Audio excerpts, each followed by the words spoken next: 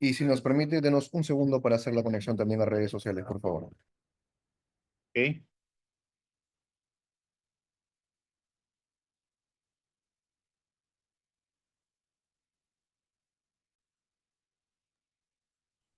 Estimado doctor, muchísimas gracias.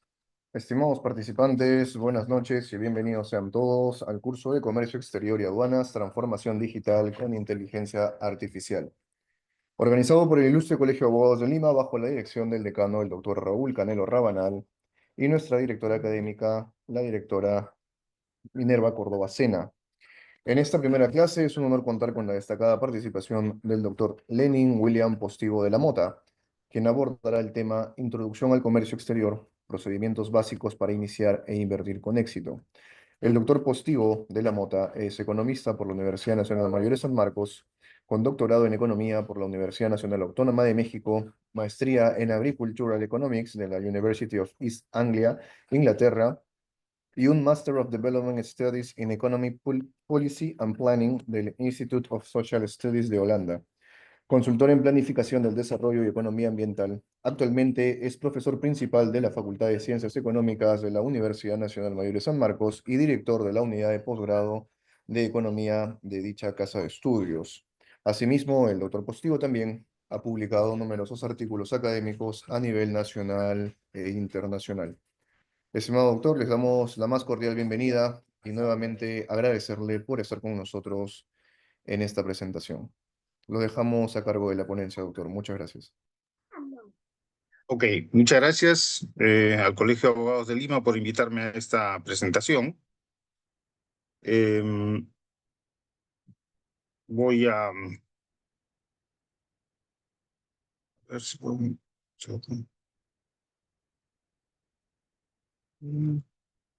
Esta pantalla no sé por qué se ha quedado ahí. Ok, este es el contenido de la presentación. Voy a hablar en primer lugar sobre la teoría del comercio internacional. Luego les voy a presentar algunas estadísticas sobre el comercio internacional y el desarrollo. Y luego voy a hablar de las tendencias actuales de la economía y el comercio mundial. Y luego sobre la política comercial en el Perú y el desarrollo nacional. Para finalmente obtener algunas conclusiones. Bueno, un ratito.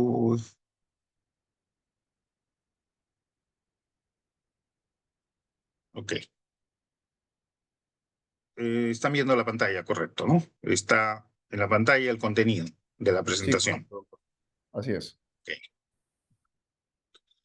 Entonces, hablemos sobre la teoría del comercio internacional.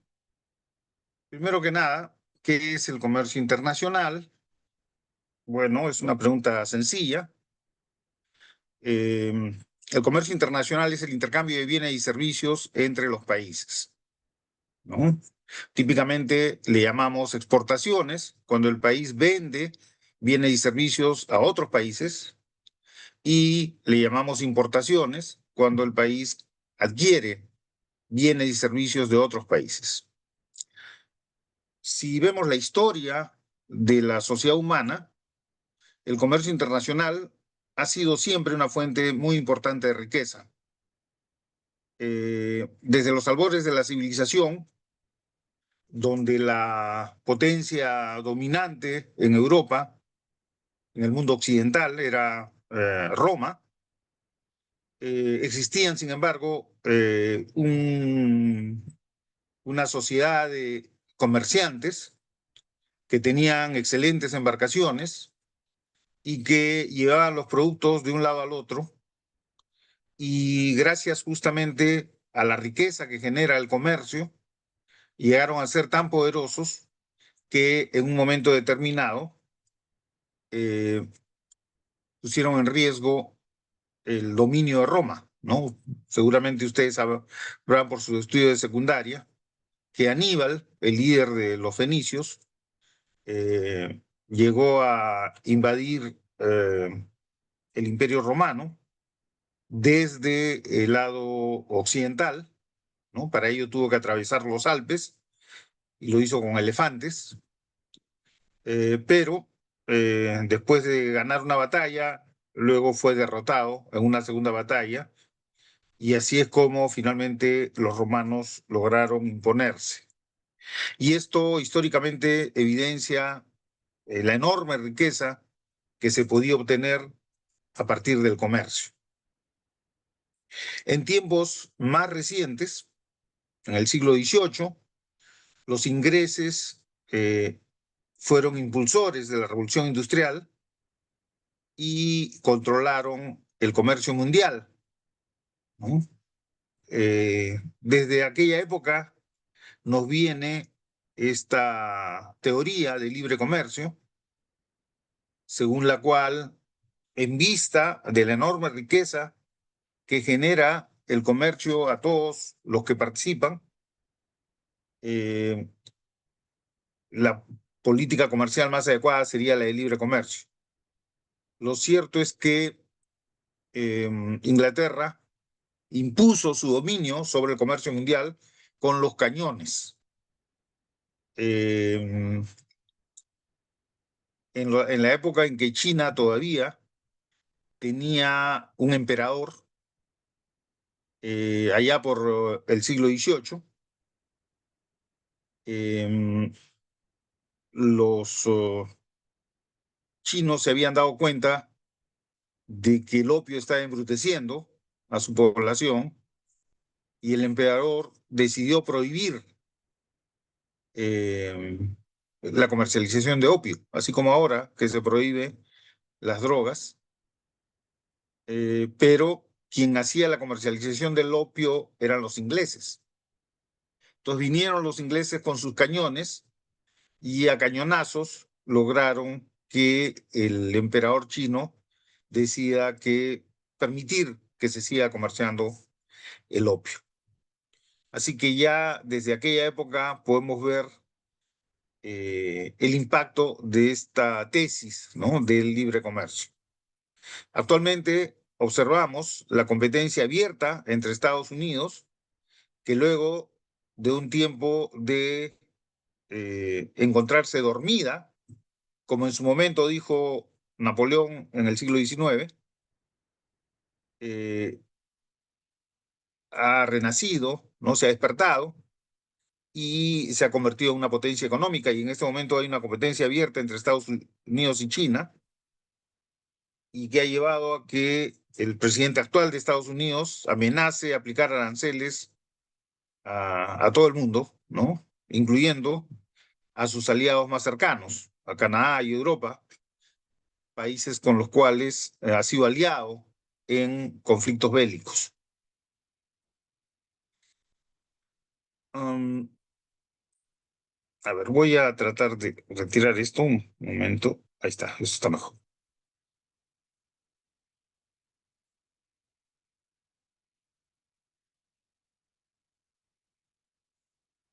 Ahí está. Entonces, una primera pregunta es: ¿por qué comercian los países?, ¿no? Y hay varias razones, ¿no? Eh, los países típicamente comercian porque no poseen todos los recursos que la sociedad consume. Entonces, eh, tenemos un asunto de disponibilidad de determinados recursos naturales, y también tenemos una cuestión del clima, ¿no? En Europa, por ejemplo, que es un clima templado, no se produce café porque el café es un producto tropical. Entonces los europeos no van a producir café o plátanos, y más bien importan estos productos simplemente por el hecho que ellos mismos no los producen. En otros casos no disponen de los recursos naturales, recursos como el cobre o el pescado u otros minerales o el petróleo son más abundantes en otros países, y esa es una razón para realizar el comercio. Pero también hay razones un poco, digamos, Doctor, disculpe más, que le interrumpa. Doctor, no se está diga, compartiendo la pantalla. Estamos no está viendo compartido. el video, pero no la pantalla. Ok, un ratito.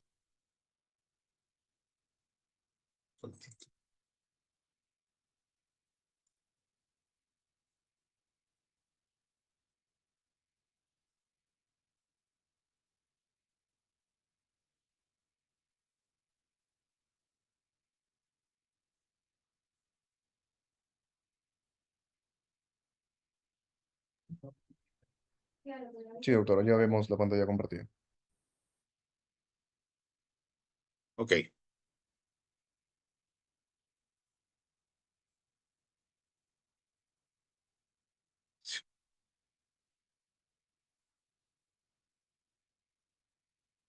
Ya está. Entonces, otras razones ya distintas a la pura disponibilidad de recursos es que los países tienen distintas capacidades, ¿no? Distintas disponibilidades de capital. Y aquí me refiero al capital esencialmente como recurso financiero, ¿no? El capital, podemos hablar de capital físico, una máquina es un capital, pero también el dinero, ¿no? Que se puede utilizar para comprar precisamente esas máquinas es un capital, ¿no? Eh, una de las cosas que se plantea como diferencia entre los países ricos y los países pobres es que en los países ricos hay abundancia de capital, mientras que el capital es mucho más escaso en nuestros países. Eh, y esto se refiere a ambos capitales, ¿no? Al capital físico y al capital financiero. Eh, digamos, el capital financiero es dinero, es plata, ¿no? Entonces, hay muchísimo dinero en Estados Unidos, en Canadá o en Europa, ¿no? Y ahora en China, pero al mismo tiempo hay mucho capital en el sentido físico, ¿no? En términos de infraestructura, en términos de fábricas para producir, en términos de, qué sé yo, capacidad de producción de distinto tipo, ¿no? Capacidad de producción agraria, por ejemplo, en términos de carreteras, ¿no? En términos de líneas de electricidad, en términos de líneas de telecomunicación, etcétera, etcétera, ¿no? Eso es capital físico. Y eh, en cambio, se sostiene que el trabajo es relativamente escaso en los países más ricos, que es una de las razones por las cuales, en vista que el trabajo es escaso, la gente de los países pobres tiende a migrar a estos países ricos, ¿no? Y bueno, eso crea otros problemas, pero el trabajo, en cambio, en nuestros países es en términos relativos abundante, ¿no? Hay tanta gente que en el Perú, digamos, aproximadamente la mitad, quizá el 40%, eh, están en situación de desempleo o subempleo. Si aquí se abre un cartel y se pone, se necesita trabajadores, inmediatamente se hacen colas. En cambio, uno va a estos lugares en Estados Unidos, en Canadá, y se va a los centros comerciales, por ejemplo, y encuentra carteles en muchos establecimientos donde dicen se necesita ayuda, ¿no? Help needed. Quiere decir que allá el trabajo es más escaso. Por eso la gente de los países pobres se va como migrantes. Y esa es una de las razones por las cuales el salario también es más alto en estos países, ¿no? En términos relativos. Y el otro factor importante que genera diferencias es la tecnología, ¿no? Estos países son los que han ido a través del tiempo generando el desarrollo y la innovación tecnológica, y entonces la tecnología es mucho más abundante allá que en nuestros países. Por lo tanto, estas diferencias son las que explican por qué los países tienen que comerciar. Entonces, cada país tiende a producir aquello que utiliza lo que tiene más abundante. Eh, si, por ejemplo, exportamos café, porque aquí se puede producir café porque tenemos un clima semitropical, ¿no? O si exportamos arándanos, es porque aquí hay mucho suelo disponible y se puede producir, además, con una mano de obra muy barata. Hay que tener en cuenta que este tipo de producción es sumamente intensiva en mano de obra, y la mano de obra aquí es muy barata en comparación a la mano de obra en los países ricos. Entonces, por eso exportamos, tendemos a exportar aquello que tenemos en abundancia. Y entonces de ahí es que viene esta tesis del libre comercio, según la cual el comercio no solamente genera riqueza, lo que es obvio y es lo que evidencia la historia de la sociedad humana, pero también se sostiene a partir de ahí que entonces lo mejor para todos los países es que el comercio sea completamente libre. Y aquí ya esta tesis es una tesis que puede ser discutida porque esencialmente, como ustedes entenderán, en los mercados mundiales los países compiten. ¿Y a quiénes les va mejor? A los que son más poderosos, como ocurre en cualquier parte. Entonces, eso de que nosotros tenemos que liberalizar, lógicamente, tiende a convenirle más a los que ya son los ganadores, ¿no?, del comercio.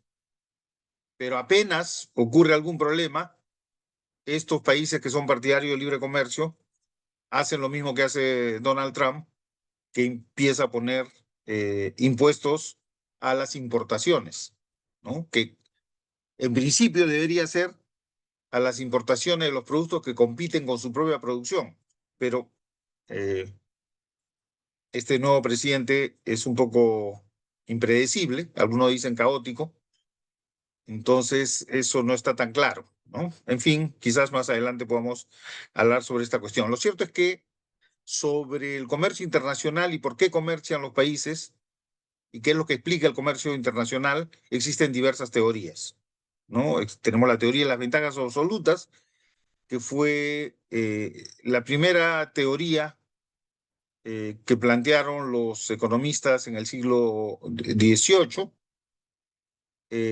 Luego la teoría de las ventajas comparativas, que surgió en el siglo XIX. Y más recientemente, en el siglo XX, surgió otra teoría que se denomina las ventajas competitivas. Vamos a hablar sobre estas teorías a continuación.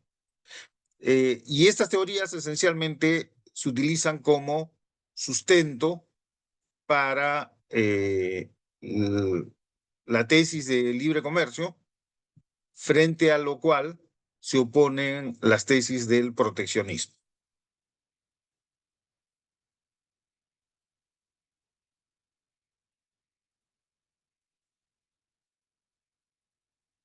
Entonces, la teoría de la ventaja absoluta eh, fue planteada por Adam Smith, al que se considera el, el padre de la economía.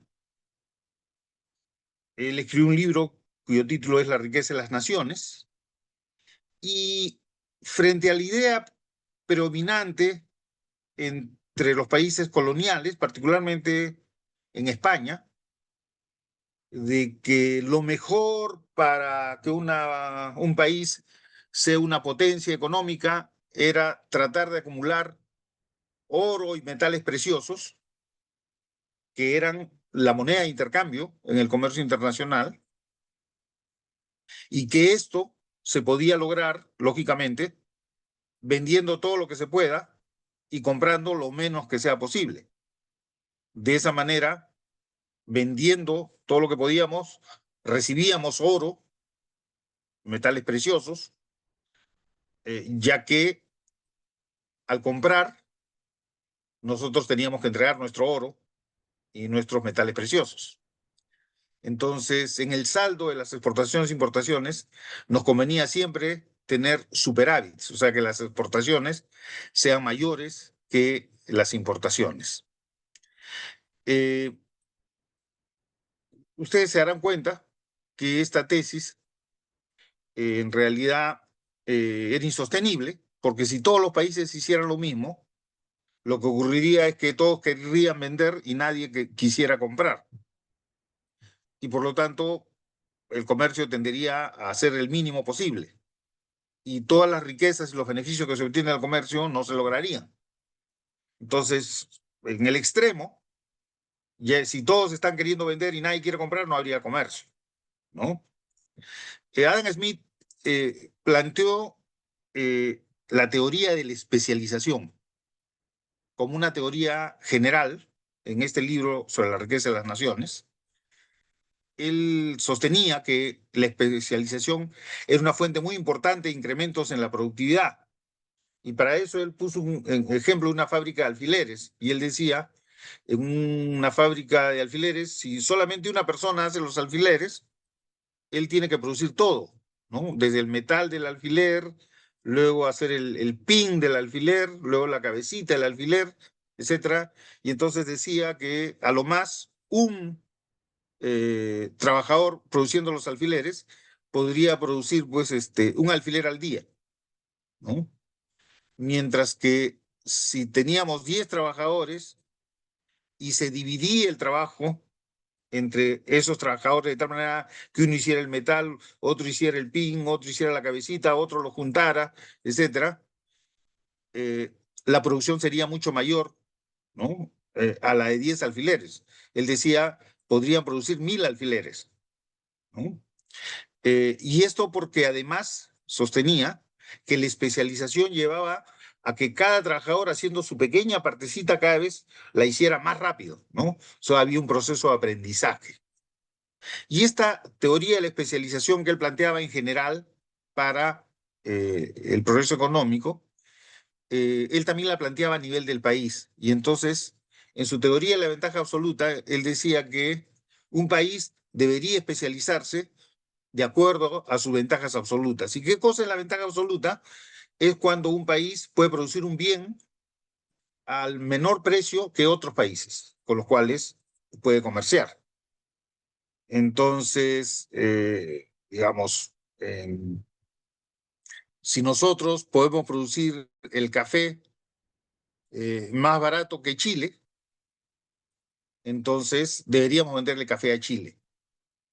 Y si podemos producir las paltas más baratas que en Chile, deberíamos venderle las paltas a China. Es decir, todo lo que nosotros podamos producir más barato que nuestros socios comerciales es lo que deberíamos producir.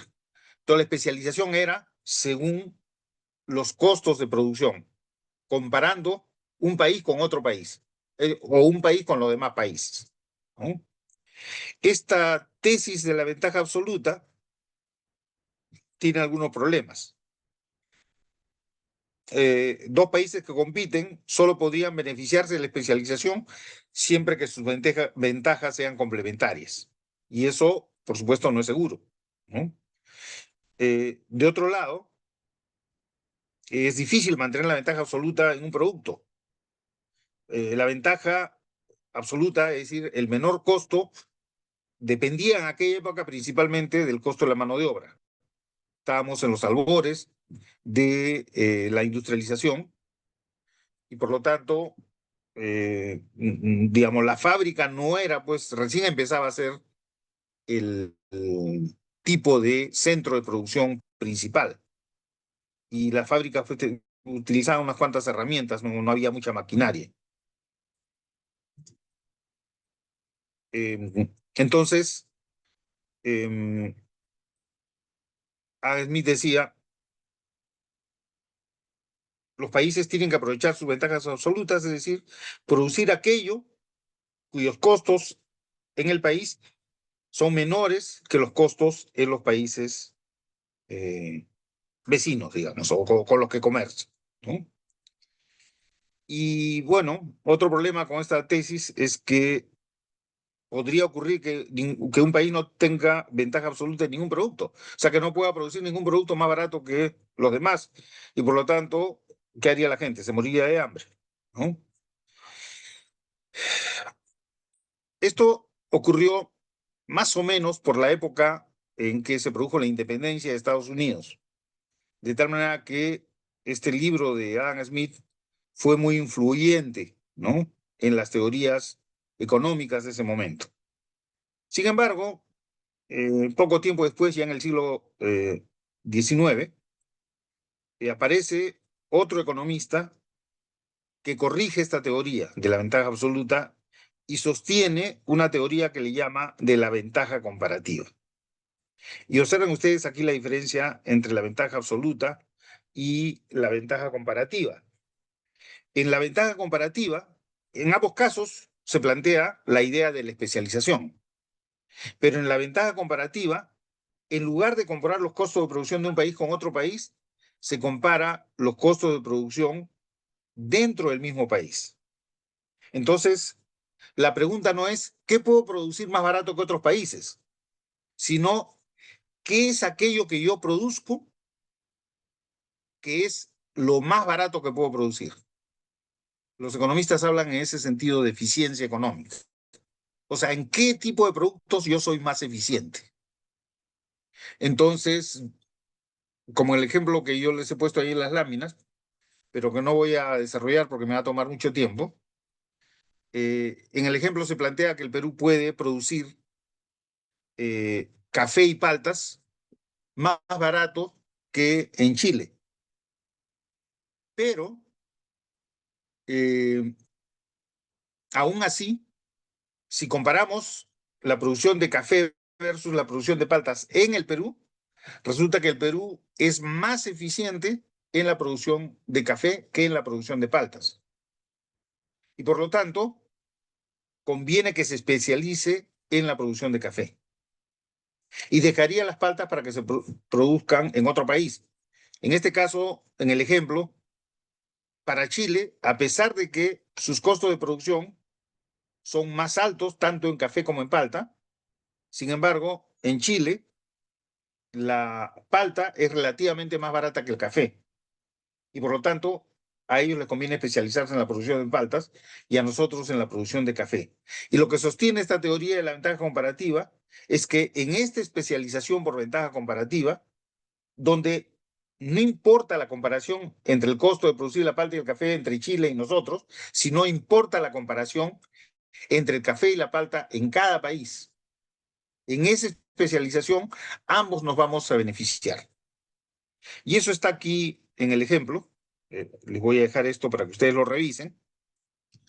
Y esa es la teoría que actualmente se utiliza con relación al comercio internacional. Increíblemente, esta teoría apareció en este libro de David Ricardo, y observen ustedes el nombre de David Ricardo, le suena familiar, ¿no? Yo cuando era estudiante de economía siempre me preguntaba, ¿y por qué David Ricardo se llama David Ricardo? Él debería, si era inglés, debería llamarse David Richards, ¿no? Como es el apellido en inglés. Resulta que este señor era judío, y era judío sefardí, es decir, de aquellos que fueron expulsados de España por la reina Isabel eh, poco antes del descubrimiento de América, ¿no? Y muchos se fueron hacia el norte, se fueron a todas partes, pero muchos se fueron hacia el norte y la familia de David Ricardo terminó en Inglaterra y él es el autor de este libro importante, ¿no? En el cual se plantea una teoría que hasta hoy se sostiene como la explicación del comercio internacional y como la que justifica, ¿no? la, eh, la tesis de libre comercio. Como se sostiene en esta teoría, la especialización por ventaja comparativa es buena, es positiva para todos los países que intervienen en el comercio mundial. Desafortunadamente, lo que uno puede observar a través de la historia es que los beneficios del comercio internacional eh, no se han distribuido de manera equitativa. Hay los países ricos que tienden a tener grandes, enormes ganancias del comercio internacional, mientras que los países pobres obtienen también beneficios, pero inferiores. Ya en los años después de la Segunda Guerra Mundial, en el propio Banco Mundial, en Estados Unidos, hubo un economista que sostuvo una teoría de ventajas comparativas dinámicas, ¿sí? Y que es un poco más realista, porque básicamente lo que observaba este señor es que si comparamos, por ejemplo, Estados Unidos, América del Norte y América del Sur, eh, a comienzos de la independencia, no habían diferencias tan significativas en las ventajas comparativas entre Estados Unidos y los países de Sudamérica, el Perú en particular. ¿Mm? Eh, Básicamente, lo que vemos ahora es que en Estados Unidos hay mucha riqueza y en cambio el Perú hay mucha pobreza. ¿Mm? Eh, y eso es una diferencia. Además, desde el punto de vista tecnológico, Estados Unidos está mucho más avanzado y nosotros estamos bastante atrasados. A comienzos de la independencia, pues las diferencias no eran tan significativas, ¿no? Eh, y entonces es a través del tiempo que Estados Unidos ha ido desarrollando, ha ido acumulando esta riqueza en primer lugar, y en segundo lugar ha ido desarrollando este conocimiento tecnológico, y las diferencias de ingreso entre ellos y nosotros se han agrandado de una manera muy marcada, ¿no? Entonces lo que él decía es, las ventajas comparativas no son estáticas, ¿no? Van cambiando a través del tiempo. Y luego podemos ver que países que originalmente eran más rurales, más atrasados, más pobres, han entrado en procesos de industrialización acelerada y han logrado convertirse en países ricos, ¿no? Uno de esos primeros, después de la Segunda Guerra Mundial, fue Japón y luego, posteriormente, Corea del Sur y Taiwán.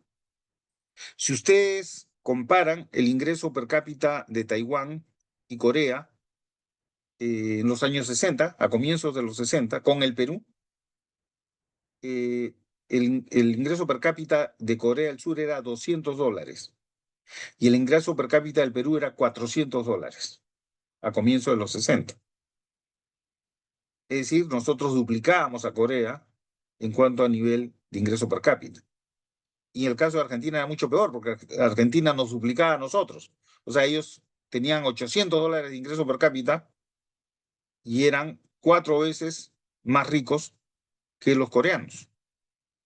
Sin embargo, los coreanos llevaron adelante un proceso de industrialización y ahora tienen un ingreso per cápita de $40.000 y Argentina pues está alrededor de los 15.000.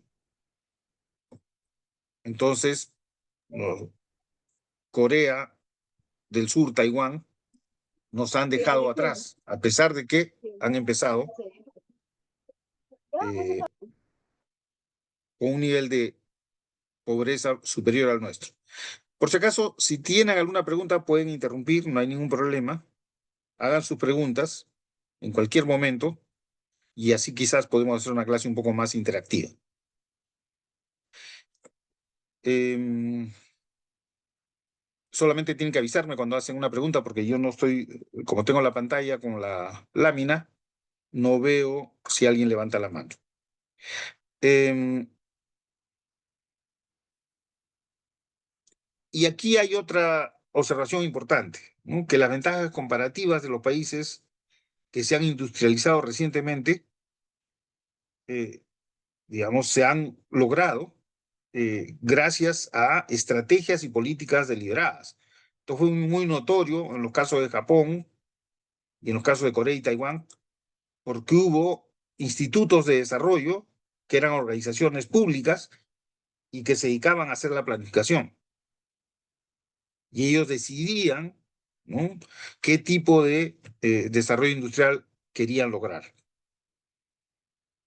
Eh, por lo tanto, eh, hay un rol importante, según esta visión de este economista, que era el economista jefe del Banco Mundial en los años 60, que luego eh,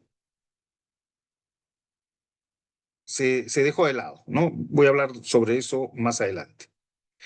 Mucho más recientemente, en la década de los 90, un profesor de la Universidad de Harvard, de nombre Michael Porter, desarrolló el concepto de ventaja competitiva, que originalmente se planteó para las empresas, pero que luego también se planteó para los países, ¿no? Y él plantea estas preguntas: ¿por qué algunas naciones tienen éxito en la competencia internacional? ¿Cuál es la influencia que tiene una nación sobre la competitividad de sus industrias? ¿Y por qué empresas de diferentes naciones eligen estrategias particulares? Lo interesante de Michael Porter es que él planteaba que para desarrollar ventajas competitivas había que también desarrollar tecnologías que permitieran la diferenciación de productos, ¿no? Y que se mejorase de manera sostenida la calidad de los productos para lograr una reputación de marca, y que eso también se apuntalaba con el servicio al cliente. Entonces, básicamente, él llama la atención sobre el importantísimo rol de la innovación en la competencia en los mercados internacionales y en el desarrollo de ventajas competitivas sostenibles de los países. Para añadir un elemento sobre la cuestión de la innovación, algo que tenemos que observar es que no todos los productos o servicios se caracterizan por la misma dinámica e innovación. Si vemos la producción de agua potable, ciertamente ha habido innovación, ha habido cambio tecnológico, ¿no? Desde el siglo XX, pero ha sido relativamente lenta, ¿no? De manera similar en cuanto a la generación de electricidad, excepto quizás con las energías no convencionales, o en la agricultura, ¿no? En cambio, la innovación y el cambio tecnológico es mucho más rápido en las industrias, en el sector industrial, en la electrónica, ¿no? En los sistemas de computación, y se observa pues que allí ha habido un desarrollo exponencial, ¿no? Imagínense ustedes cómo ha sido el desarrollo, por ejemplo, en las telecomunicaciones, que, eh, digamos, al comienzo de los 90, eh, prácticamente no se usaba el Internet, ¿no? En el Perú. Bueno, se empieza a usar a fines de los 80 en Estados Unidos, pero todavía de una manera incipiente. Y en poquísimo tiempo se crea esta plataforma de Internet y podemos comunicarnos de manera inmediata con prácticamente todo el mundo. Cuando en la época yo dictaba un curso en la Universidad de Lima, y sacaron los primeros teléfonos celulares, que eran más o menos del tamaño y peso de un ladrillo. Así eran los celulares. Y eran carísimos. Un celular costaba $2000 en esa época. Y el cambio tecnológico ha sido tan rápido, ¿no?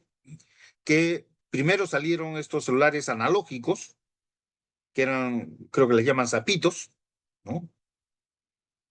Eh, y después empezaron ya los smartphones, ¿no? Que no solamente servían para hacer comunicación, sino que un smartphone sirve para ahora tantísimas cosas, ¿no?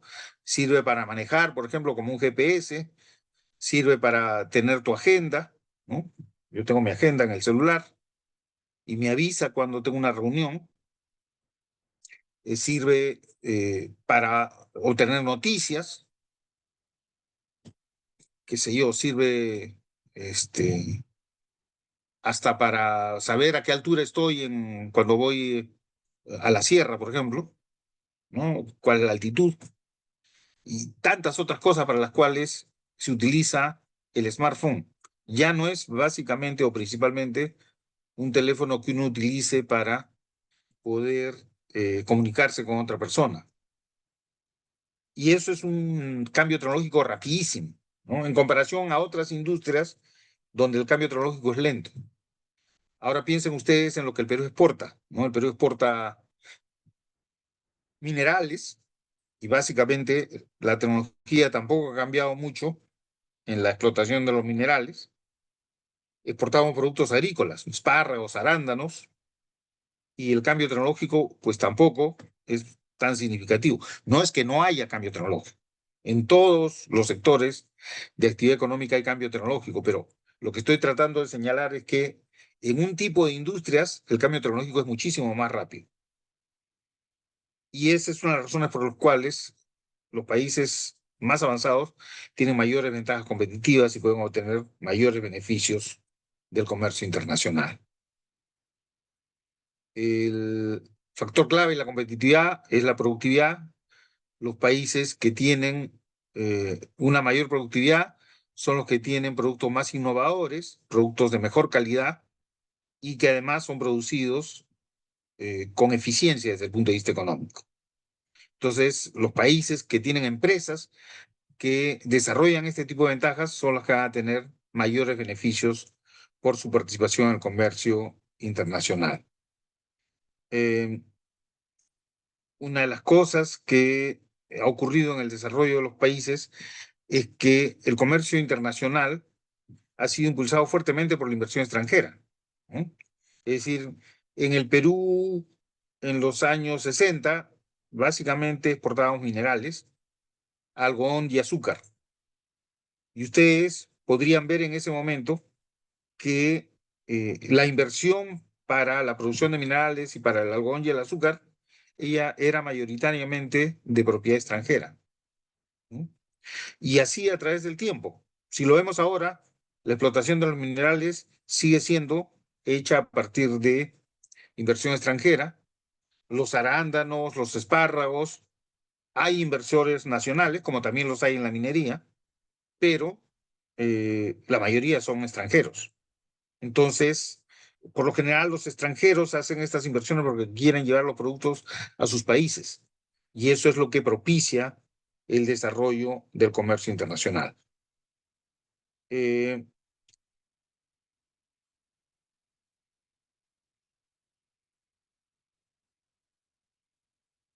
en los años 60, así como el propio Banco Mundial planteó la teoría de las ventajas comparativas dinámicas, un economista argentino de nombre Raúl Prebisch eh, planteó una teoría que él llamó de las relaciones centro-periferia. Básicamente, él enfocaba las relaciones de comercio entre los países como relaciones de dominación y subordinación. Había una división del trabajo en esta teoría en la que los países del centro producían productos manufacturados de alta tecnología, mientras que los países de la periferia eran países pobres, rurales, más atrasados y que producían principalmente materias primas para las industrias de los países desarrollados. Materias primas que ellos transformaban y luego nos vendían a nosotros como productos manufacturados. Y en esta relación comercial entre los países del centro y de la periferia, él observó que los términos de intercambio eran desfavorables. Esto es, que mientras que los precios de nuestros productos, de las materias primas, iban por la escalera, los precios de los productos manufacturados iban por el ascensor. Entonces él señaló que los términos de intercambio se deterioraban. Y eso él atribuyó precisamente a que los mayores beneficios que se podían obtener en el comercio internacional era a través de productos manufacturados. Por lo tanto, había que cambiar esa situación a través de impulsar procesos de industrialización entre nuestros países. Hay que decir, además, que después de la Segunda Guerra Mundial, esta idea de que la industrialización significaba el progreso era compartida universalmente. Incluso Estados Unidos, en su momento, con la Alianza para el Progreso, que fue un acuerdo entre los países de América Latina con Estados Unidos, trató de impulsar el proceso de industrialización. Estos son los gráficos que veía Raúl Prebisch sobre los términos de intercambio. que es un índice entre los precios de las exportaciones y los precios de las importaciones. Entonces,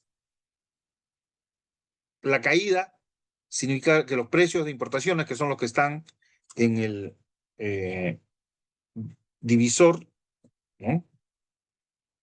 Eh, se incrementan a una velocidad mayor que los precios de exportación que están en el numerador, ¿no? Entonces, la tendencia es a caer. Y básicamente esto significaría que los países que venden productos manufacturados se benefician porque los precios de esos productos suben más que los precios de nuestros productos que no son manufacturados, que son materias primas, y que se incrementan a una velocidad menor. Lo que significa que cada vez teníamos que entregar más productos primarios por unidad de producto importado.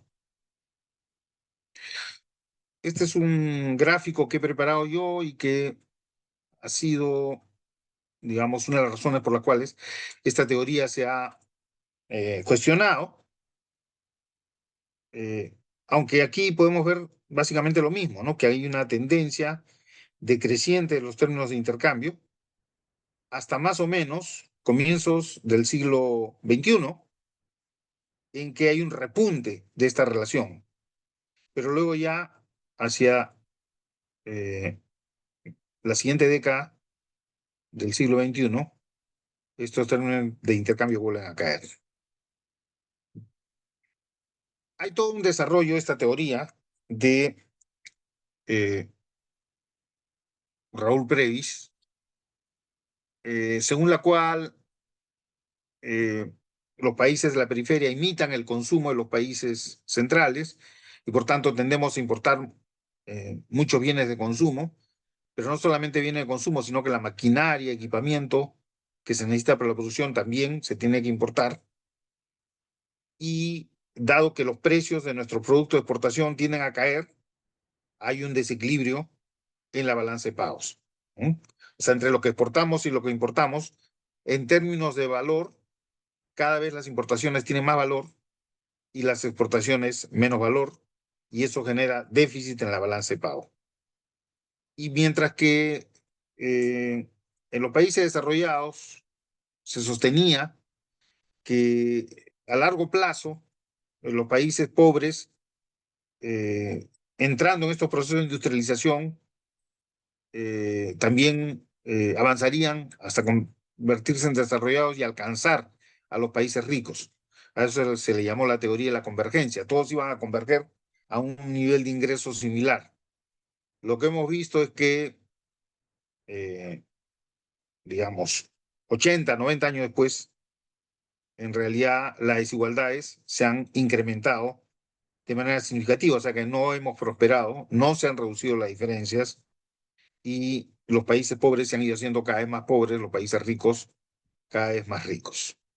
Frente a eso, Disculpe, profesor, propone, diga, una pregunta. Una adelante. pregunta. Eh, como usted puso el ejemplo, ¿no? De que hay países pobres que exportan a países como, por ejemplo, Europa, países de Europa, Ujú. ¿no les ayudarían con el proceso de exportación? Porque, como usted dijo, ¿no? Hay un desbalance ahí en donde se gasta en maquinarias, en la exportación. Los países a donde están exportando que serían de Europa, no ayudarían en esa exportación, porque claro, ellos también están siendo beneficiados. Sí, claro, pero el problema surge por el tipo de productos y el nivel de beneficios que generan, según esta tesis de Previs, ¿no? Es decir, los países ricos exportan productos manufacturados y los países pobres exportan materias primas.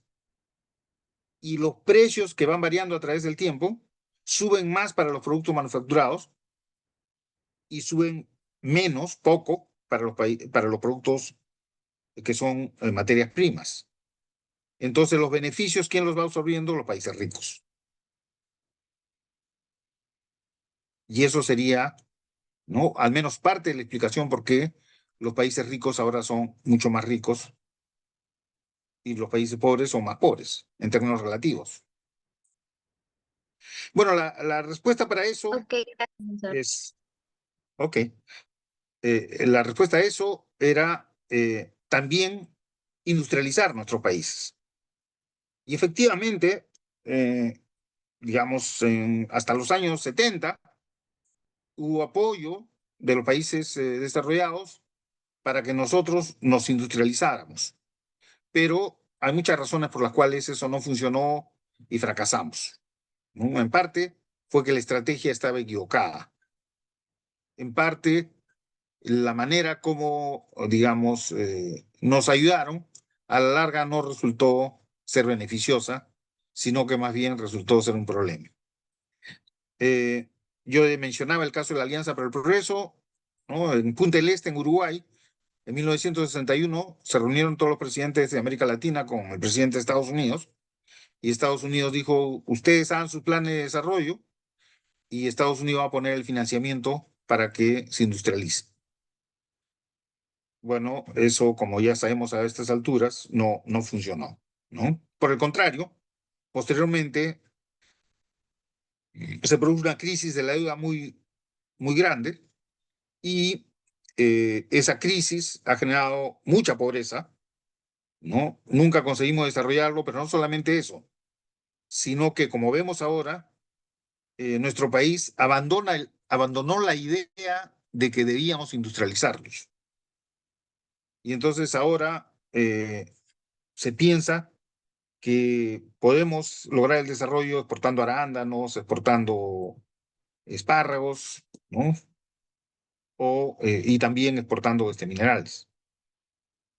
Y lo que muestra la historia del mundo es que ningún país se ha desarrollado exportando eh, materias primas, que el desarrollo necesariamente pasa por la industrialización. Eh, digamos, tomaría mucho tiempo explicar cómo es que se produce la crisis económica a finales del siglo XX, ¿no? Ustedes tendrían que leer un poco de historia, pero lo cierto es que hubo una crisis de la deuda en los años 80, en la que todos los países de América Latina fuimos atrapados y para tratar de salir de la crisis necesitábamos financiamiento. Cuando la gente está apurada porque está en crisis, porque no tiene plata, necesita que alguien le preste.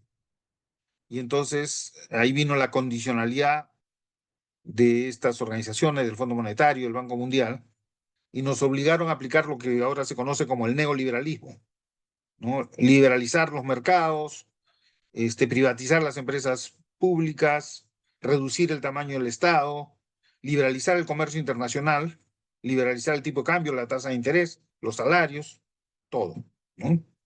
Y supuestamente con eso el Perú lograría despegar y dar un salto. Lo cierto es que en la primera década de ese tipo de políticas no sirvió de mucho. Yo les voy a mostrar un gráfico ahí. Eh, y recién en la segunda década, a partir de 2005, y no por esas medidas, sino porque aparecieron China y la India como países que tenían una alta demanda de materias primas, entonces nuestras exportaciones empezaron a aumentar rápidamente y salimos de la crisis. La crisis empezó el 75 y fue una caída tan profunda hasta los 90, y en los 90 hay una recuperación, pero una recuperación muy lenta, demasiado lenta, hasta 2005, que alcanzamos otra vez el nivel de ingreso per cápita del año 75, y de ahí para adelante tenemos como una década de expansión, donde efectivamente mejoró significativamente la situación económica, y estábamos más o menos hasta que vino la crisis de 2008-2009, que nos afectó, pero no tanto, y luego vino la crisis del COVID, y eso nos ha terminado de afectar, y entonces ahora tenemos el mundo que tenemos en este momento, ¿no? Eh, Acá les presento algunas estadísticas sobre el desarrollo. Por ejemplo, esto es la participación por regiones en las exportaciones mundiales. Bueno, vemos claramente que Europa es uno de los países que tiene una mayor participación. Luego, Estados Unidos, esto, acá me falta los años. Eh, Esto es los últimos, desde la década del 2000. A ver, esto, no, esto es desde antes de la Segunda Guerra Mundial. Y vemos cómo China, aquí Asia en particular, ha ido creciendo recién a partir de la década del 2000 y ahora en este momento ya superó a Estados Unidos, ¿no? Aquí tengo este otro gráfico, este de acá, que muestra solamente Estados Unidos, Reino Unido y China. Y vemos cómo de 1948 China era poquísimo importante y en los 90 empieza a crecer, básicamente en los 90, supera primero al Reino Unido y después supera a Estados Unidos. Estas son las exportaciones mundiales de mercancías por regiones. A nivel mundial, en 1948 eran 59.000 millones de dólares y en 2022, miren ustedes cómo se multiplicó esto a 24.312 millones de dólares. Perdón, estos son billones, o sea, 24 billones, ¿no? Mientras que acá son 59.000 millones. Eh, Estados Unidos representaba el 21 de estos 59, ¿no? Pero después empezó a bajar a medida que los países de Europa se recuperaban, 35, 39, 47, 50, ¿no? Y América del Sur, más bien, representaba 11% en 1948, justo después de la Segunda Guerra, y actualmente solo 3,4. ¿No? Asia, en cambio, representaba el 14%, y por el auge de China, que miren ustedes acá era 0,9, etcétera, y luego acá en la década del 2000 empieza a subir y actualmente es 14,8%. Y para entender un poco mejor con una perspectiva histórica muchísimo más larga, yo tengo este gráfico de la revista The Economist, ¿no? Cómo era la economía mundial a inicios de nuestra era, ¿no? En el siglo I. Y esto de acá era China y esto era la India. Y miren ustedes, Italia era más importante que, en fin, los demás países, Francia, Inglaterra. Observen ustedes que en el siglo I no existía todavía, digamos, América no había sido, entre comillas, descubierta, ¿no? Esto es en el año 1000, esto es en el año 1500, por la época en que se descubrió América, 1600, hasta el siglo XIX, ¿no? China y la India eran muchísimo más importantes económicamente que Europa y que Estados Unidos. Aquí está Estados Unidos, es este, lo oscuro, esto era Estados Unidos. Entonces, es básicamente en el siglo XX, ¿no?, que Estados Unidos crece de manera significativa y se convierte en la primera potencia mundial, mientras que China y la India se empequeñecen, ¿no? Y luego ya en 2008 China se ha recuperado, muy cerca de Estados Unidos. En la actualidad, su PBI ya es más grande que el PBI de Estados Unidos. Aunque claro, China tiene 1.3, 1.4 billones o 1.000 millones de habitantes, ¿no? Entonces, en términos de PIB per cápita, todavía está lejos de Estados Unidos, pero es cuestión de tiempo para que les alcance. Y esto es lo que yo les decía, ¿no? Que el Perú de 1950 a 1975, con baches acá y acá, creció mucho y llegó hasta 1975, esto es en el gobierno militar de Velasco Alvarado, y luego hay un periodo de crisis, pero observen ustedes que cada vez que se produce una caída hay un rebote, ¿no? Se produce una caída y un rebote. Solamente aquí, en los años, a fines de los 80, se produce esta caída ya en el gobierno de Fujimori, y el rebote, pues, es tremendamente lento, ¿no? Saben ustedes que aquí, por ejemplo, de mediados de los 90, hay un poco de crecimiento económico hasta 1995, cerca de la década del 2000, pero en el último tramo del gobierno de Fujimori había estancamiento. Y después otra vez hay crecimiento económico y recién en el 2005 alcanzamos el nivel del año 75. Ahora, claro, si observamos el crecimiento económico, hay un crecimiento aquí, ¿no? Esto es más o menos hasta 2016, ¿no? Eh, y esa es la historia de la economía. Si comparamos al Perú con Argentina y Chile, por ejemplo, este azul es la media de América Latina y el Caribe. El celeste es Argentina, que observen ustedes, históricamente siempre fue el país más avanzado en América Latina, pero actualmente ha sido superado por Chile, ¿no? Chile siempre ha estado por encima del Perú, ¿no?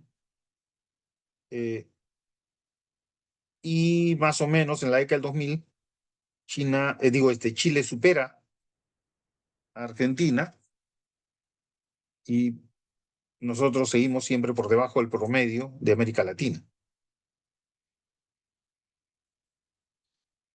Si metemos a Corea en esa comparación, este es un gráfico distinto, esta es una escala logarítmica, pero vemos, aquí estaba en los 60, aquí estaba Argentina, por encima de Chile, ¿no? Por encima del Perú y, por supuesto, nosotros incluso por encima de Corea. Ahora Corea tuvo un proceso de industrialización. Miren ustedes qué tanto por debajo se encontraba. Y aquí más o menos en los 90 supera a Argentina. Por supuesto está por encima de Chile también. Eh, este es un tipo de gráfico con una escala logarítmica, ¿no? Aquí se ve ya con una escala normal. Este es Estados Unidos. Miren ustedes la brecha entre Estados Unidos en los años 60 y los países de América Latina y cómo esa brecha ha crecido, ¿no? Acá estamos nosotros, los países de América Latina, y acá está Estados Unidos. Este es Alemania, que en algún momento, en la década de los 90, supera incluso a Estados Unidos, pero después ha entrado en una crisis. Perdón, este es Japón, ¿no? Ha entrado en una crisis de estancamiento. Este es Alemania. Alemania acá también supera a Estados Unidos, realmente, pero luego, ¿no? Se ha mantenido estancado. Y este es Corea, ¿no? Corea, que estaba por debajo de nosotros, que sale, y miren ustedes la enorme diferencia con nuestros países.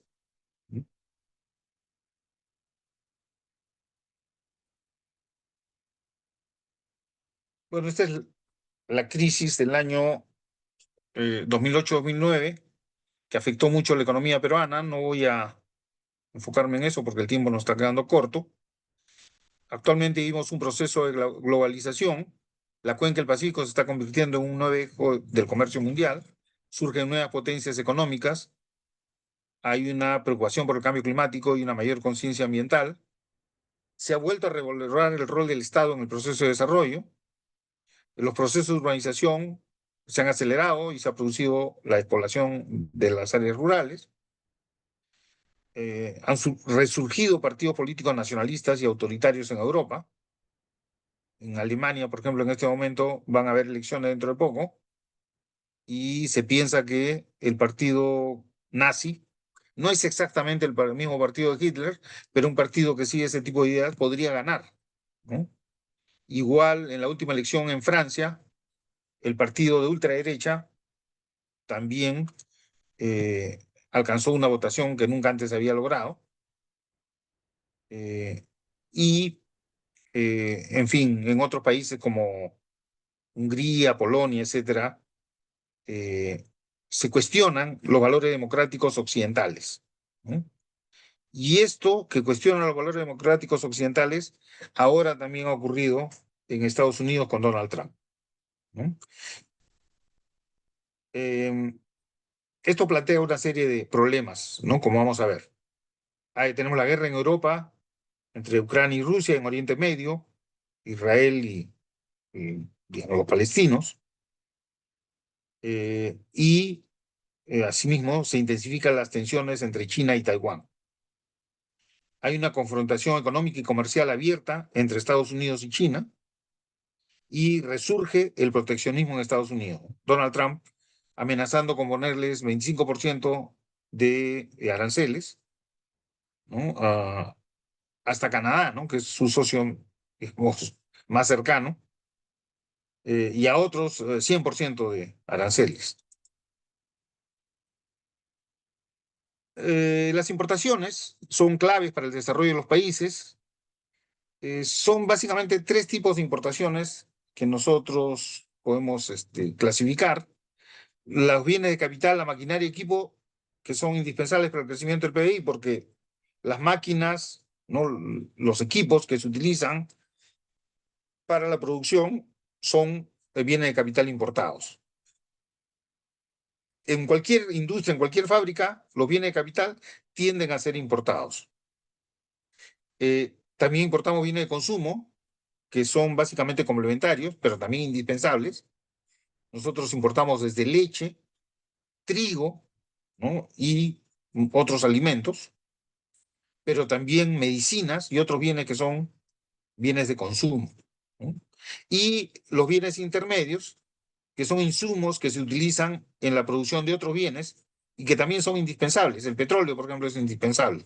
Importamos petróleo para producir combustibles, para producir electricidad.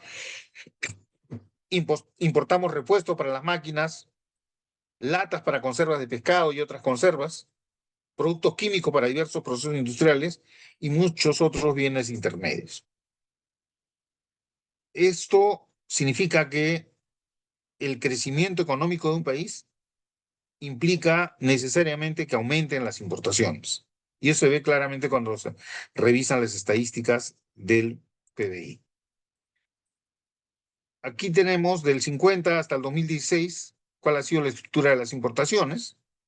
Básicamente, los insumos se han mantenido alrededor del 40% a lo largo del tiempo. Los bienes de consumo como la cuarta parte, ¿no? En los años 70, que hubo un proceso de industrialización, las importaciones de bienes de consumo se redujeron significativamente, pero ahora con importaciones libres llegan al 25%. Y luego los bienes de capital que se mantienen alrededor del 30%. Esta es la estructura de las exportaciones, que en los años 50 eran principalmente agrícolas, ¿no?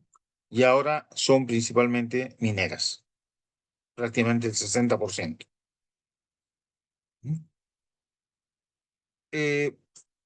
Los aranceles, es lo que escuchamos, que dicen que Donald Trump está amenazando con tarifas a todo el mundo. Bueno, la traducción de tariffs no es tarifa, sino aranceles, ¿no? La tarifa es otra cosa, es lo que pagamos por el agua o por la electricidad. Pero los aranceles son un impuesto que pagan los productos importados. Y básicamente la aplicación de un arancel lo que hace es encarecer el producto importado. ¿Y quién paga los aranceles? Nosotros, los que consumimos el bien importado. Y muchas veces el bien importado puede ser petróleo, por ejemplo. Y entonces, ¿quién no usa petróleo? O sea, el petróleo está en todas las actividades productivas, porque todas utilizan energía, todas utilizan el transporte. Inicialmente, en la historia económica, los aranceles fueron un instrumento de recaudación fiscal. Los gobiernos lo utilizaban para obtener ingresos para financiar el gasto público. Pero con el tiempo, los aranceles se convirtieron en un instrumento para proteger la industria interna. Entonces, si en una época en Inglaterra, en el siglo XVIII, ellos producían trigo, pero también se importaba trigo. Entonces, para evitar que el trigo importado compitiera con el trigo nacional, siendo el trigo importado más barato, ellos le pusieron un impuesto al trigo y entonces eh, el trigo de los ingleses podía ser más caro. Voy a poner este ejemplo. Si en realidad yo produzco el trigo a un costo de 10 soles la tonelada, pero el trigo importado cuesta 7 soles la tonelada, entonces lo que va a ocurrir es que no voy a producir tanto trigo. Muchos de los productores de trigo van a tener que dejar de producir trigo porque el trigo importado es más barato. Entonces, cuando le pongo un arancel, una tarifa, como dicen ahora, le pongo un arancel de, vamos a decir, del 50%. Entonces, si cuesta 7 soles, es 3.5. 7 más 3.5, 10.5. Por lo tanto, ahora el producto importado cuesta 10.5 y el producto nacional cuesta 10. Entonces, los productores internos ya no son retirados del mercado, pueden producir, pueden competir con el trigo importado a 10.5. Entonces, la finalidad de las tarifas de los aranceles es esencialmente proteger al productor interno. Pero quien paga ese arancel son los consumidores locales, porque podrían pagar 7 soles por el trigo importado y sin embargo ahora están pagando 10 soles por el trigo nacional. ¿No? En general, los países desarrollados son contrarios a la protección arancelaria y otro tipo de protección que se le llama paraarancelaria.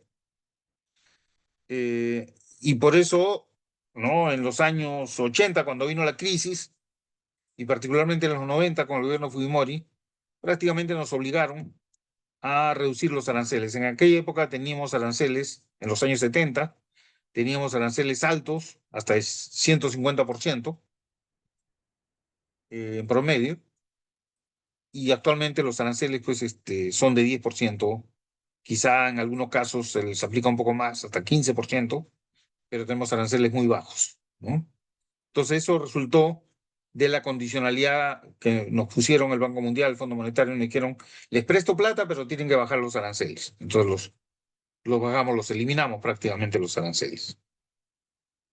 Y eso es porque se cree que los aranceles son contrarios, desfavorecen el libre comercio y por lo tanto los beneficios que se pueden obtener.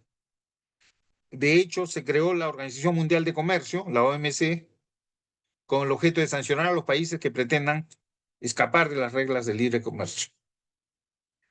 Entonces, ahora es mucho más difícil adoptar medidas proteccionistas, aun cuando te encuentras en problemas.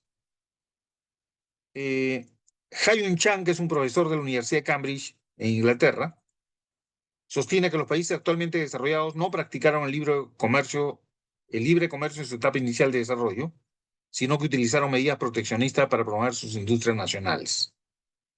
Esto es porque hay este paradigma de que Estados Unidos e Inglaterra se desarrollaron con el libre comercio y él presenta evidencia que no es así, ¿no? Y los países que fueron proteccionistas fueron Gran Bretaña, Estados Unidos, Europa y también Japón, su país, su propio país, que es Corea del Sur y Taiwán. Con la única excepción, dice Ha-Joon Chang, de Holanda y Suiza en el siglo XVIII, que eran los países más avanzados tecnológicamente y que por lo tanto no necesitaban protección, porque ellos eran los que podían producir más barato que todo lo demás. Entonces, Hyun Chan sostiene que el proteccionismo puede ser útil para el desarrollo económico, lo que es contrario a lo que sostienen los economistas neoliberales. Hay otras medidas pararancelarias de protección como subsidios a la exportación, reducción arancelaria a los insumos, o sea, aranceles diferenciados, derechos de monopolio, créditos dirigidos, créditos baratos, la inversión en innovación y desarrollo y la capacitación, otras ayudas, ¿no? Un problema que señala Hyun Chan es que la brecha de productividad entre los países ricos y pobres ahora es mucho mayor que hace 2 siglos, por lo que la protección requerida tiene que ser mucho mayor. También él señala, observa, que en la década del 60 hasta el 80 los países pobres crecieron más con protección que sin la protección en las 2 décadas siguientes. En los últimos 30 años el Perú ha logrado expansión importante de su comercio internacional, pero el tipo de productos que exportamos no ha variado significativamente. Esto nos plantea la pregunta de si estamos yendo por el buen camino. Acá tenemos la exportación total, que es el azul, va por arriba, y luego productos tradicionales y no tradicionales. Los productos tradicionales son como el 70% y los productos no tradicionales han aumentado hasta como el 30%. Pero aún así, dentro de los productos tradicionales, lo principal son los productos mineros, que es esta línea morada, y en los productos no tradicionales son agropecuarios. Lo que significa que seguimos este patrón exportador de materias primas. ¿Esto tiene futuro? Bueno, el tiempo está ganando. Lo que ha intentado el Perú es incrementar su comercio con los países desarrollados, firmando el Tratado de Libre Comercio con Estados Unidos y buscando el Tratado de Libre Comercio con nuestros principales socios comerciales, con Japón, con Corea, con la Unión Europea, con China, etcétera. Y estos tienen por objeto liberalizar el comercio entre los países participantes eliminando barreras arancelarias y pararancelarias. Danny Rodrik, que es profesor de la Universidad de Harvard, ha observado en un artículo que los acuerdos de comercio actuales van mucho más allá de las restricciones comerciales en la frontera y que cubren estándares regulatorios, normas sanitarias y de seguridad, inversión, banca y finanza, propiedad intelectual, trabajo, ambiente y muchos otros asuntos. Básicamente lo que él muestra es que cuando uno ve el contenido de los tratados de libre comercio sobre comercio es poquito y la mayor parte son otras cosas. Lo que significa que en realidad esas otras cosas es lo que le interesa a los países ricos. En el TLC del Perú con Estados Unidos eso es muy notorio, ¿no? A ellos les interesa asegurar la libertad de invertir donde les parezca, de remitir sus ganancias a su país sin restricciones, de proteger sus patentes, entre otras cosas, ¿no? En ese sentido, la visión sobre los TLC es controvertida. Este video que les he puesto acá, los voy a invitar a que lo vean. Ya se me está acabando el tiempo.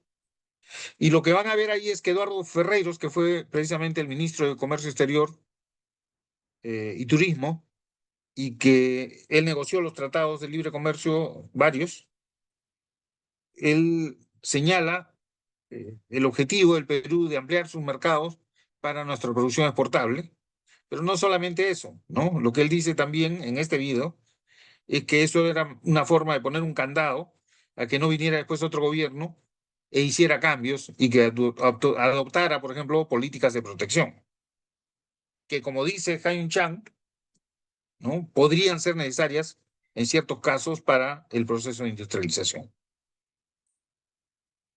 Y finalmente, la cuarta revolución industrial, ya sabemos en qué consiste, ¿no?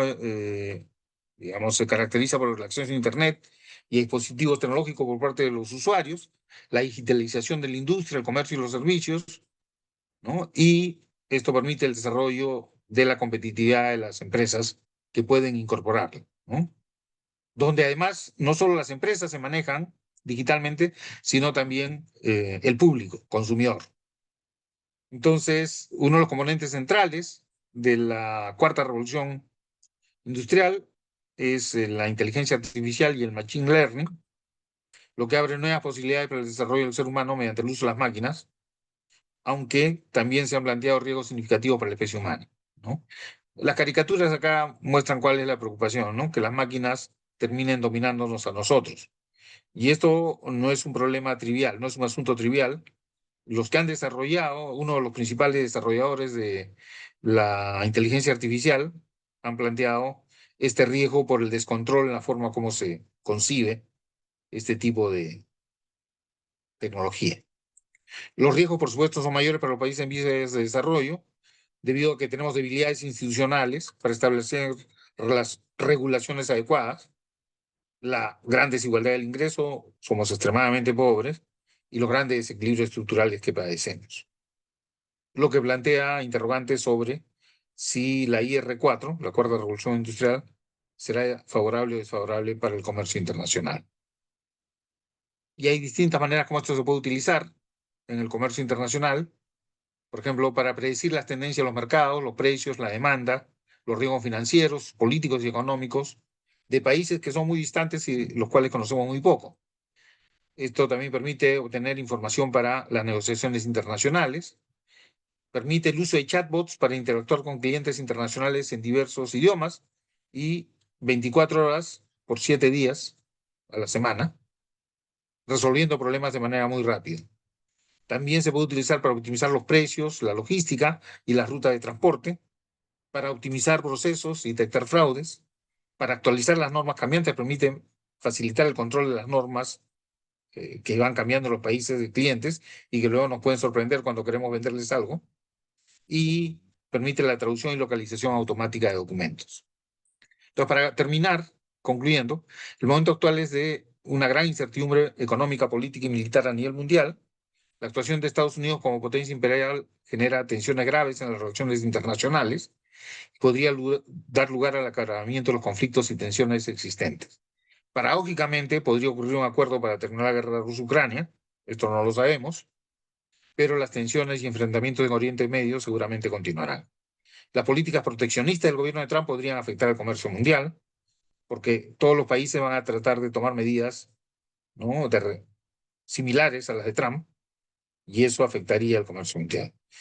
El Perú deberá decidir entre mantener el TLC con Estados Unidos en condiciones menos favorables o buscar otras alternativas. O sea, si Estados Unidos no va a poner aranceles del 25% o más, la pregunta es si nosotros vamos a aceptar eso y continuamos con el TLC. Ya estamos viendo que, según el gobierno actual de Estados Unidos, no tiene que respetar el TLC que tiene con México y con Canadá. Por otra parte, el proteccionismo de Estados Unidos podría afectar el enorme potencial que se ha creado a partir del funcionamiento del puerto de Chancay, ¿no? Han planteado que se le pongan aranceles también a cualquier producto que sea exportado a través del puerto de Chancay, ¿no? Muchas gracias. Si tienen preguntas, yo tengo, eso depende de los organizadores, yo puedo seguir respondiendo algunas preguntas. Muchas gracias. Adelante con los organizadores. Doctor William, una preguntita. Por favor, ¿me escucha? Sí. Ya. ¿Qué le falta al Perú para empezar a ser un país industrializado? Lo que le falta a cualquier persona tiene que proponérselo. Es decir, en los últimos 30 años, y esto es una cuestión que viene ¿no?, de esta corriente internacional, lo que se llama el neoliberalismo, hemos abandonado la idea de que debemos industrializarnos. Y se ha pensado que no importa, hay que exportar espárragos, hay que importar arándanos, paltas, etcétera, y así vamos a lograr el desarrollo. Y por supuesto que un país como el Perú tiene que exportar todo lo que pueda. Está bien que exportemos arándanos, no tengo en contra de los arándanos, además son ricos, ni las paltas ni los espárragos, ¿no? Está muy bien que exportemos todo lo que se pueda, pero necesitamos una estrategia para industrializarnos y más bien todo lo que podamos exportar, incluyendo los productos mineros, ¿no?, deben generar recursos para que se inviertan en procesos de industrialización. Entonces hay que crear acá una clase empresarial interesada en el sector industrial, porque el desarrollo no lo va a hacer el Estado, el desarrollo lo tiene que hacer el sector privado. pero se necesita una estrategia. Es decir, los países que han logrado su desarrollo, y eso lo muestra este economista coreano, ¿no? También, bueno, ahora hay muchos economistas a nivel internacional, se han generado una nueva corriente en favor del proceso de industrialización, incluyendo a Joseph Stiglitz, que es Premio Nobel de Economía, ¿no? Danny Rodri de la Universidad de Harvard, Haiyun Chang, lo que sostienen es que el gobierno tiene que interesarse en el desarrollo y tiene que generar una estrategia y tratar de incorporar a los inversionistas privados en esa estrategia para poco a poco ir generando desarrollo. Pero si no nos proponemos, ¿cómo nos vamos a desarrollar? ¿Cómo vamos a lograr industrialización si no nos proponemos? Eso no va a venir espontáneamente. En ninguna parte se ha conseguido espontáneamente, según lo que demuestra el análisis histórico de Haiyun Chang. Gracias, profesor. Ok.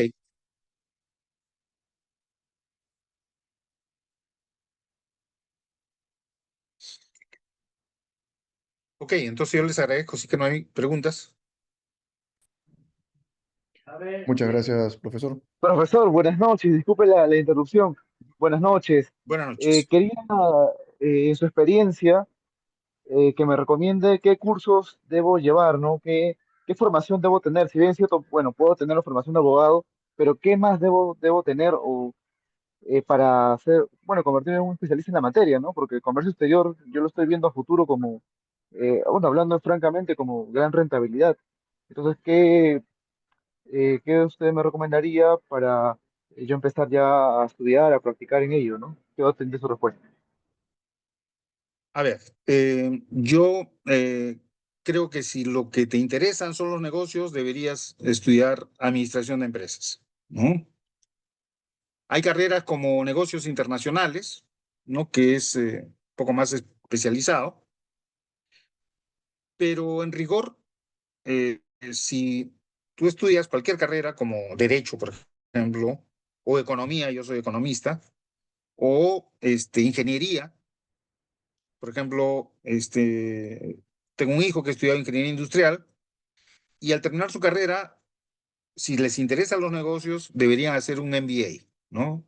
Un Master of Business Administration, Máster en Administración de Empresas. Y entonces con eso pueden trabajar en negocios. Es decir, pueden estudiar cualquier carrera, ¿no? Conozco ingenieros agrónomos, ¿no? Ingenieros industriales, en fin, profesionales de distintas especialidades que al terminar su carrera, abogados también, han hecho un MBA, un Master of Business Administration, y están listos para trabajar en los negocios. Es lo que se hace además en los países desarrollados, ¿no? Ok.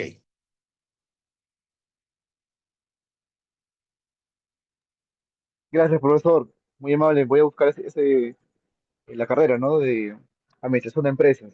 Gracias. Ujú. Doctor, buenas noches. Quería hacerle una pregunta. Adelante. ¿En qué cursos recomienda si deseo especializarme en el comercio exterior? A ver, otra vez, ¿no? Es conveniente estudiar una carrera universitaria. Si específicamente lo que le interesa el comercio internacional, existen carreras de negocios internacionales, por ejemplo, en la Universidad de Lima. ¿Mm? Entonces, eso es recomendable. Pero como dije, si ustedes ya han hecho unos estudios en alguna carrera o ya están estudiando en alguna carrera, terminen lo que han empezado, ¿no? Si están estudiando Derecho, terminen Derecho. Si han empezado con Ingeniería o con cualquier otra, con Economía, terminen su carrera y luego hagan un MBA, ¿no? Un máster en Administración de Empresas. Hay varias universidades nacionales, las cuales dan ese tipo de maestría. La Universidad de San Marcos, yo soy director de posgrado en la Universidad de San Marcos, también tenemos un máster en negocios y también pueden estudiar en el extranjero. Si les interesa específicamente el comercio internacional, sería muy recomendable que traten de buscar que estudiar fuera del Perú, en particular en un país de habla inglesa o en un país de habla china. Ahora China es la primera potencia comercial mundial. Ha superado a Estados Unidos. Todavía no en ingreso per cápita, pero es cuestión de tiempo. Gracias, Hay que doctor. aprender un idioma extranjero. Ok.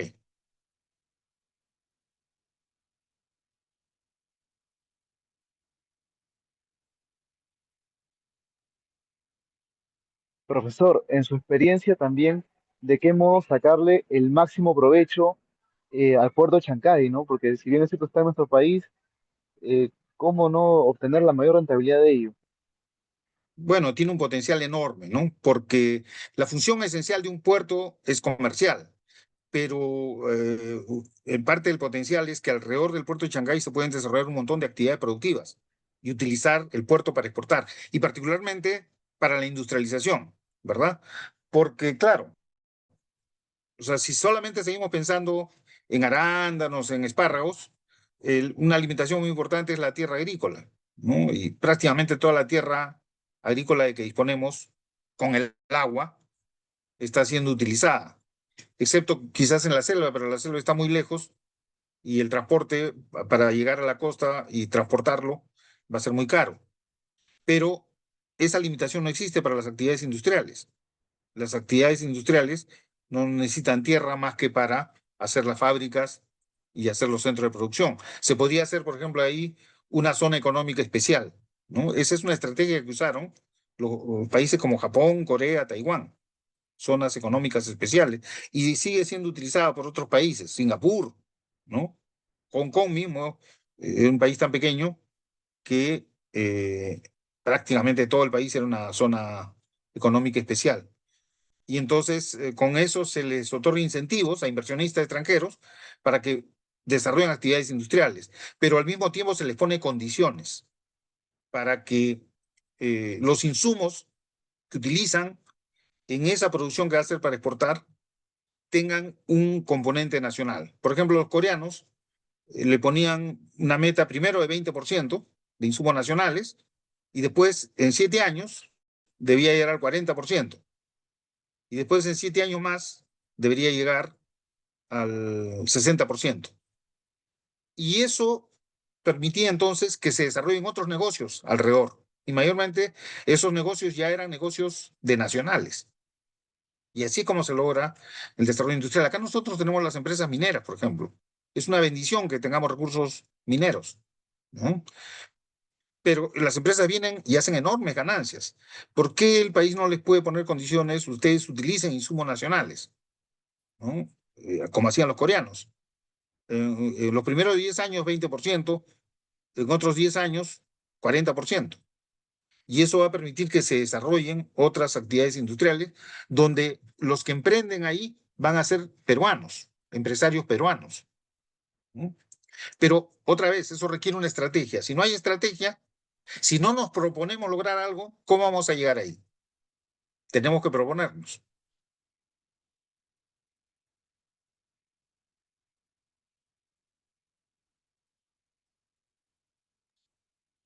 Doctor, una consulta, buenas noches. Buenas noches.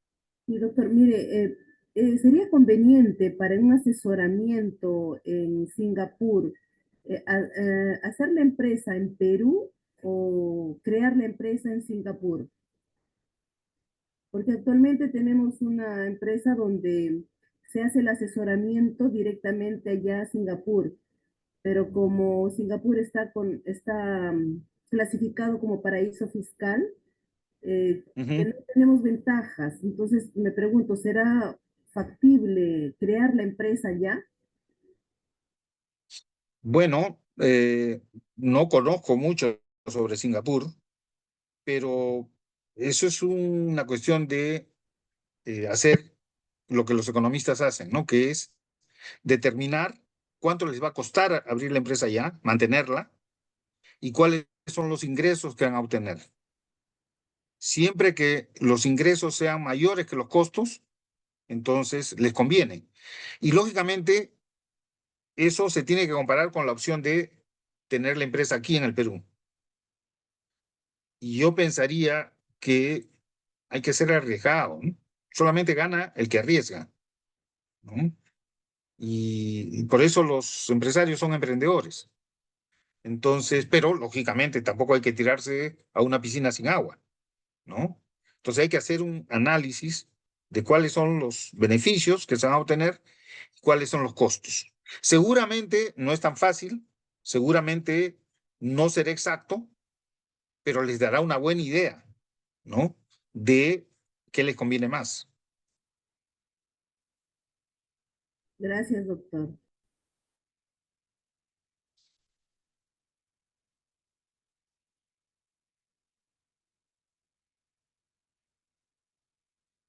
Bueno, muchas gracias a todos. Creo que ya nos hemos pasado de largo. Los organizadores creo que podrían ya cerrar la Muchas reunión. gracias, doctor. Darle el más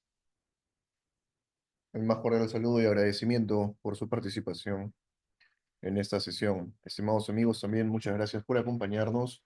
Nos vemos en la clase del día de mañana para poder continuar con nuestra clase. Nos vemos y muy buenas noches. Muchas gracias. Hasta luego.